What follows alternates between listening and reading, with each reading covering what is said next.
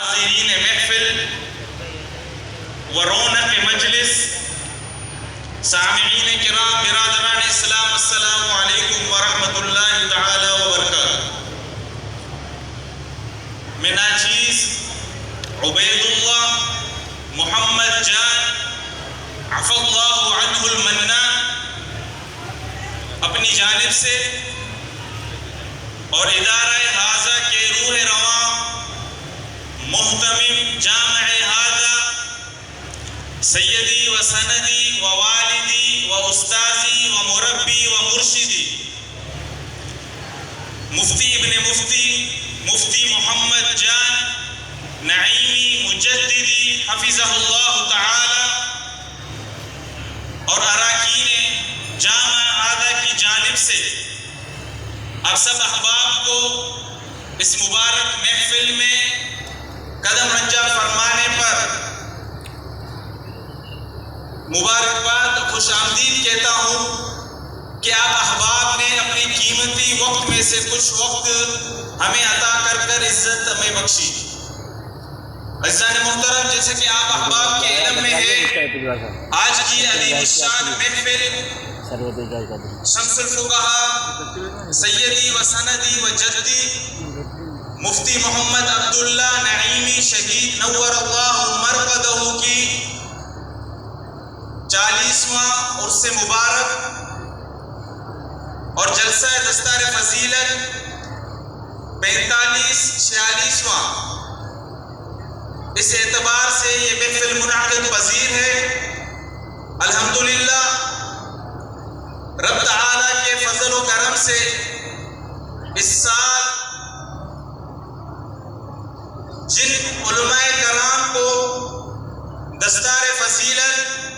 اور نشان عزت سے نوازا جائے گا، ان کی تعداد تقریباً 70 ہے اور 80 کے قریب حفاظ کرام ہیں۔ رب تعالیٰ کی بارگاہ میں دعا ہے کہ ان علماء کرام کو صحیح معنوں میں دین کی خدمت کرنے کی توفیق عطا فرمائے۔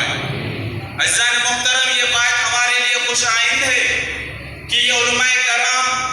اپنی بستی بستی محلہ محلہ میں دین کے علم کی فروغ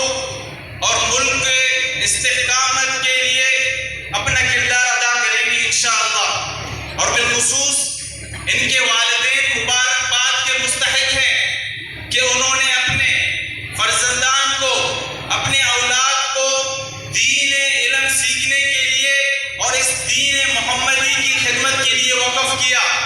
رب تعالیٰ کی بارگاہ میں دعا ہے کہ رب تعالیٰ فریقین کو جزائے خیر عطا فرمائے۔ عزیزان محترم، آج کے اس پرفتن دور میں مدارس دینیہ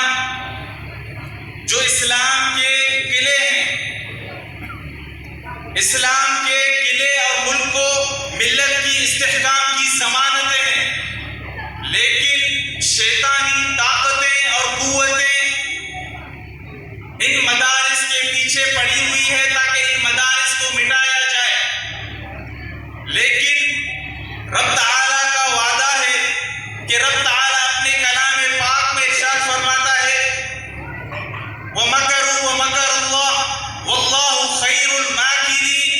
وَاللَّهُ مُتِمُّ نُورِهِ وَلَوْ كَرِهَ الْكَافِرُونَ۔ انشاءاللہ تعالیٰ رب تعالیٰ کا نور تا قیامت چمکتا مستنیر اور منیر و مستنیر رہے گا انشاءاللہ۔ اب آپ سب عوام اہل سنت سے یہ التماس ہے کہ آپ سب علماء کرام کے